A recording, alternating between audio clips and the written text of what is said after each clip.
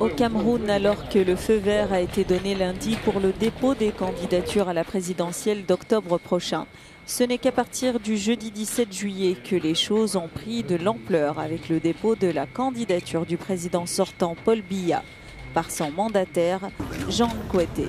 Le dossier du président national du RDPC, le poste du président de la République, étant conscient de ce que le peuple camerounais est suffisamment mûr pour connaître la différence entre ce qui est fait, ce qui est en train d'être fait. Un dépôt suivi de près par celui de Cabral Libi du PCRN. Mais c'est du côté de Bamenda que le leader du SDF, Joshua Ossi, a donné rendez-vous à ses militants. Le candidat du Social Democratic Front, le parti historique, a déposé ses dossiers au siège régional d'Elekab pour le Nord-Ouest. Donc il est très important de comprendre que nous avons une identité politique. Et cette identité politique a ses racines dans cette ville. Et c'est pour cela que nous avons notre siège national dans cette ville. Et donc, il était impossible de croire qu'on allait déposer nos dossiers ailleurs.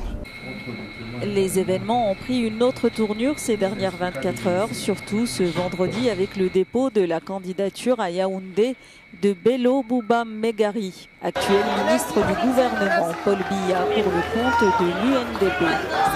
Et de Patricia Tomaï-Nondam-Joya, présidente de l'Union démocratique du Cameroun. Nous avons dans nos sociétés, vous le savez, le rôle que les femmes jouent. Alors il est grand temps que les Camerounais puissent comprendre que les femmes sont la voix de la paix dont nous avons besoin et de la sincérité. Nous allons travailler avec toutes les catégories, les intellectuels. La candidature la plus attendue ce vendredi était celle de Maurice Kamtou, le farouche opposant au régime de Yaoundé. Une candidature d'ailleurs portée par le Manidem d'Anicet Ekane.